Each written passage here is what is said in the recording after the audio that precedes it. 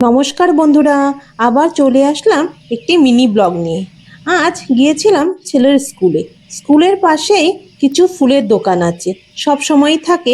আমি যখনই স্কুলে যাই বা অন্য কোনো কাজে বাজারে যাই, একবার হলেও ফুলের দোকানগুলো ঘুরে যাই। মানে নতুন নতুন গাছ কী কী এসছে, নতুন নতুন ফ্লাওয়ার, আমার ভীষণ ভালো লাগে।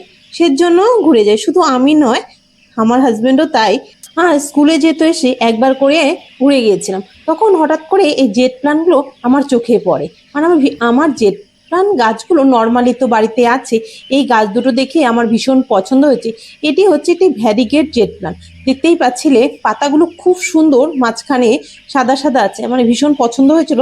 তাই দুটো গাছই নিয়ে গাছগুলো তো এনেছি, এখন লাগাবো।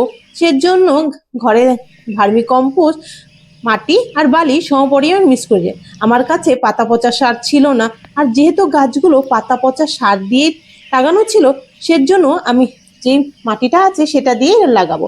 সবার প্রথমে দুটোকে টব নিয়ে নিয়েছে। আমি প্রথমে ইচ্ছে ছিল যে একটি বড় বাকেটগুলো যে আছে ফুল লাগানোর, সেটার মধ্যেই লাগাবো, কিন্তু আমার ছিল না। আর টবগুলো অনেকগুলো টব আছে, আর টবগুলো যেহেতু নষ্ট হয়ে যায়, তার জন্যই টবেই লাগিয়ে নিচ্ছি।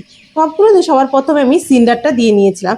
এবার যে মিক্সড মাটিটা আছে সেটা দিয়ে এবার হালকা করে খুলে আমি গাছগুলোকে লাগিয়ে নিচ্ছি। দেখতেই পাচ্ছ, এক এক করে আমি দুটো গাছই লাগিয়ে নিচ্ছি। এটি এক সাইডে কিছুদিন রেখে দেব ছাদেই, তারপর দেখি ঘরে নয়তো ব্যালকনিতে আমি এটা লাগিয়ে দেবো। দুটো গাছ একসাথে হলে ভালো লাগতো, আমি কোনো একটা ডিজাইন বা কোনো শেপ দিতে পারতাম গাছগুলো যখন বড় হতো। কিন্তু যেহেতু আপাতত আছে, ঠিক আছে, এভাবেই লাগলো। পরবর্তীতে যদি এর কাটিং করে বা নতুন চারা করে তাহলে বলো জেট প্ল্যানের গাছগুলো কেমন হয়েছে আর দেখতে কেমন লাগছে। ভালো লেগে থাকলে অবশ্যই লাইক করো, শেয়ার করো, সাবস্ক্রাইব করো।